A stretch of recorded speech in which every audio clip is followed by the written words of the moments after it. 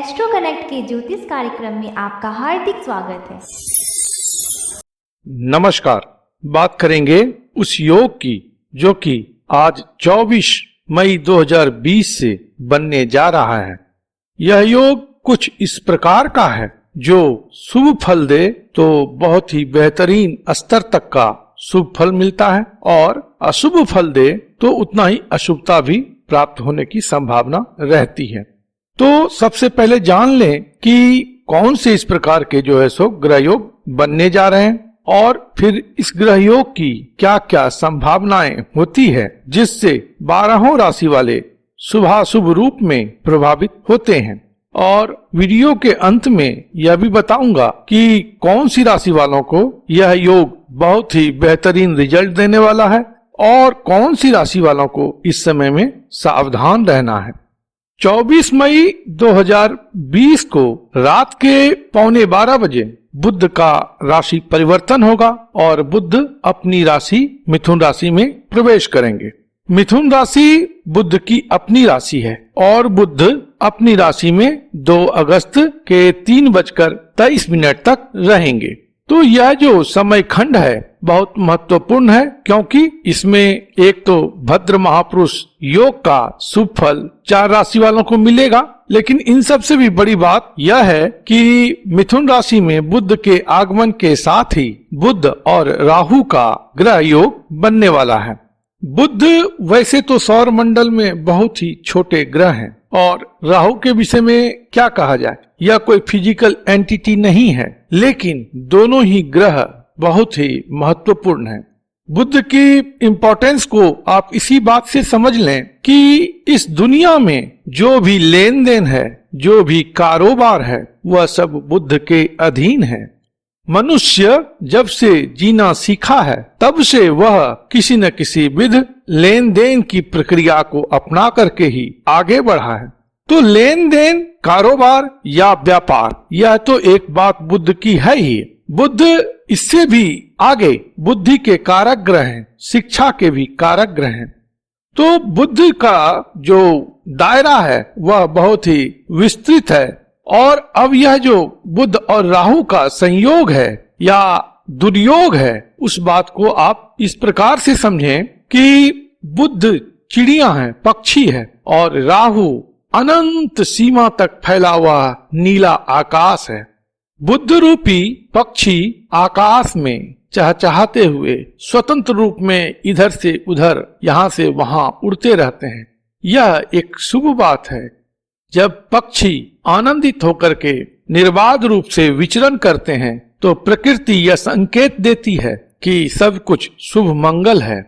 जबकि वहीं अगर चिड़ियों की कोलाहल भय से उत्पन्न हो रही हो और वह भयभीत होकर के इस स्वतंत्र आकाश में इधर उधर उड़ रहा हो तो प्रकृति आने वाली किसी विशेष अशुभता का संकेत करती है।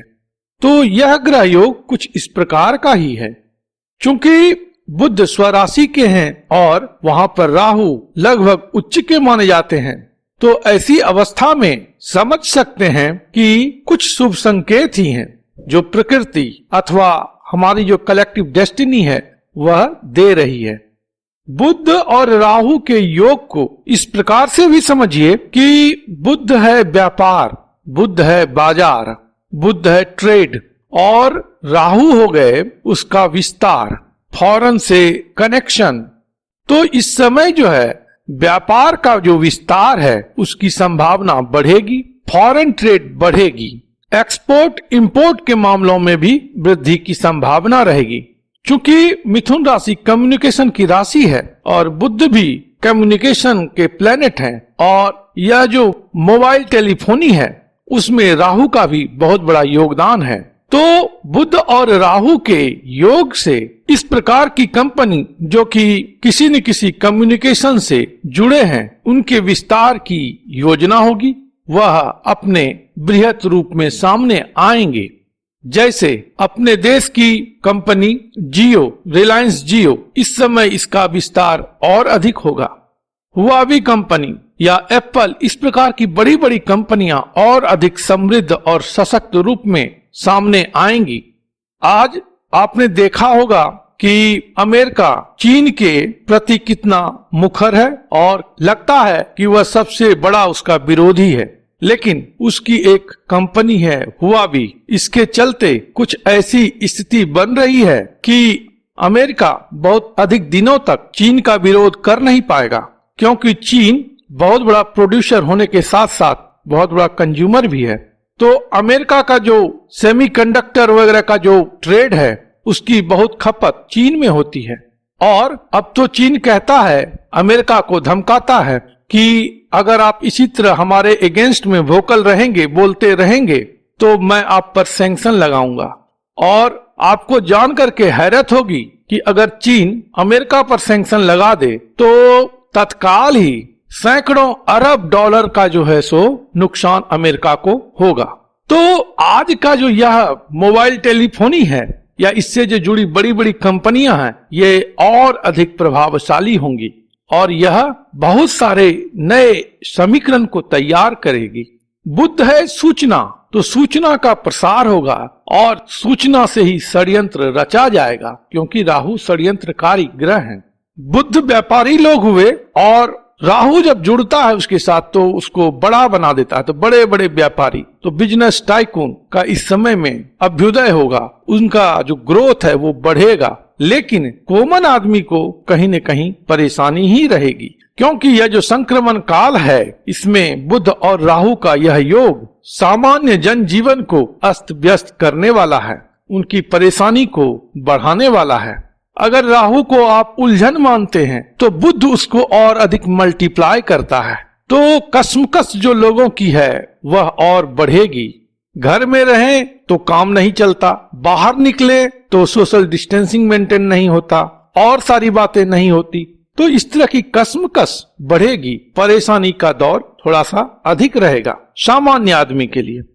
बुध एजुकेशन के कारक ग्रह हैं और राहु जब बुध के साथ होंगे, एजुकेशन सिस्टम जो है या एजुकेशन जो है कंट्री में वह कहीं न कहीं बाधित होगा, या जैसी कि आप संभावना देख रहे हैं कि ऑनलाइन एजुकेशन होगा। तो ऑनलाइन एजुकेशन इस समय बढ़ेगा, लोग नए नए तरीके इसके लिए निकालेंगे, नए नए प्लेटफॉर्म इस समय में लोगों के सामने, विद्यार्थियों के सामने आने वाला है और यह बिजनेस बढ़ने वाला है।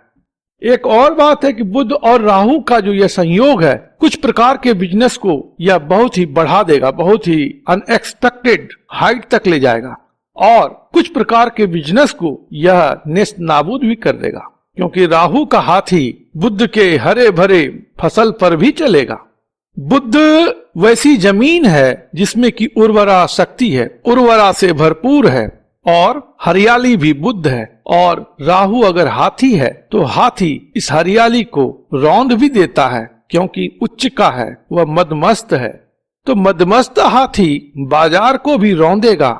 इस समय में लोगों की बुद्धि में भ्रम की स्थिति होगी, उहापोह की स्थिति होगी, मिस इन्फॉर्म्ड होंगे, चाहे वह सोशल मीडिया हो या रेगुलर मीडिया हो। उसके कंटेंट को कंज्यूम करने वाले किसी न किसी प्रकार से मिस इन्फॉर्म्ड होंगे। चीटिंग की घटना बढ़ेगी। व्यापार में या व्यापारिक गतिविधि जो है उसमें अनियमितता आएगी, करप्ट प्रैक्टिस भी इसमें आ सकता है।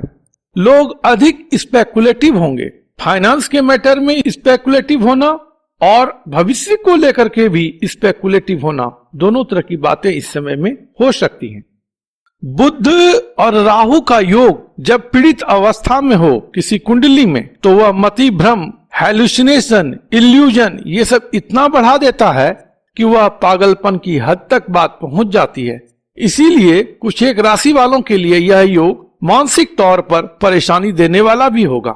इस योग के विषय में कहा जाता है पागल खाना, जेल खाना या वीराना, मतलब कि मेंटल रूप में थोड़ी परेशानी, और जेल खाना का मतलब हुआ आइसोलेशन, जिसको कि आप क्वारंटाइन भी कहते हैं, कन्फाइनमेंट किसी भी प्रकार का जेल खाना ही है। और वीराना, वीराना भी लगभग कि अब आपकी इच्छा किसी चीज में उतनी रहती नहीं है तो अपने आप को आइसोलेट कर लेते हैं। तो इस तरह की बातें इस समय में प्रिवेल करेंगी। ये जो आइसोलेशन, क्वारंटाइन जैसी बातें अब आ गई हैं हमारे जीवन में, तो यह इस समय रहने वाली है। तो यह जो योग है दोनों प्रकार की संभावनाओं को लिए हुए है। बिजनेस वर्ल्ड में कुछ लोगों को अप्रत्याशित सफलता देने वाला है। बिजनेस टाइकून इस समय में अधिक प्रभावशाली होंगे। कुछ विशेष प्रकार का जो व्यापार है वह बड़ी तेजी से ग्रो करेगा। जाहिरन इससे जुड़े जो लोग हैं उनकी प्रगति होगी, और इसके विपरीत कुछ व्यापार ऐसे भी होंगे जो कि ध्वस्त हो जाएंगे और इनसे जुड़े लोग परेशान होंगे।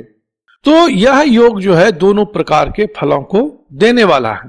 इस योग में 3 राशि वालों को थोड़ा अधिक सावधान रहना है। किस मामले में सावधान रहना है? तो फाइनेंस के मैटर में और हेल्थ के मैटर में, क्योंकि इस समय आपके साथ चीटिंग हो सकती है। आपके अपने रिलेटिव आपको चीट कर सकते हैं।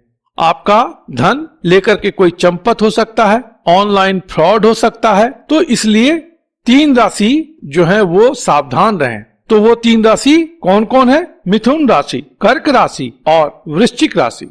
आपको अपने फाइनेंस को लेकर के और अपने हेल्थ को लेकर के बड़ा ही सजग और सावधान रहना है। इसके अलावा सिंह और तुला राशि वालों को भी सावधानी रखनी चाहिए। इनको भी इस ग्रह योग में किसी न किसी प्रकार की समस्या हो सकती है। हालांकि कुछ अच्छी बातें भी होंगी, लेकिन सावधान रहने की आवश्यकता इस समय में रहेगी।